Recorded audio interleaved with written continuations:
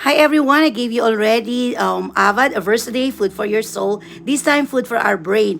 I will give you the perimeter of square on how to solve the perimeter of square. The formula is 4 times S.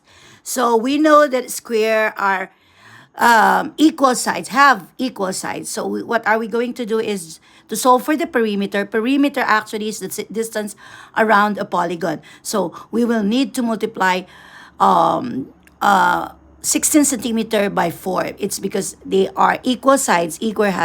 Square has 4 equal sides. So P to solve P is equals, we transform 4 times 16 centimeter. So we'll just multiply 16 times 4, 24, carry 2, and 1 times 4, 64. So the perimeter of the square is 64 centimeter. That's the perimeter. Okay? Perimeter is the distance around the polygon.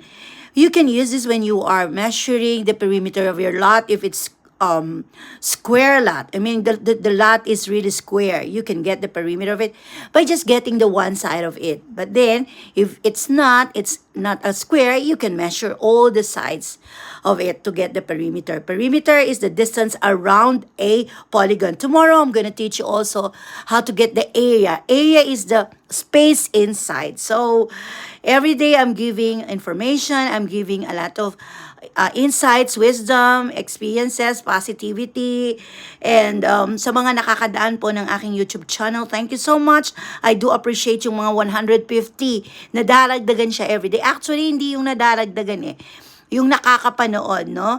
I hope may napupulot po kayong aral. Once again, this is your AI acronym individual saying, magandang buhay, mabuting tao.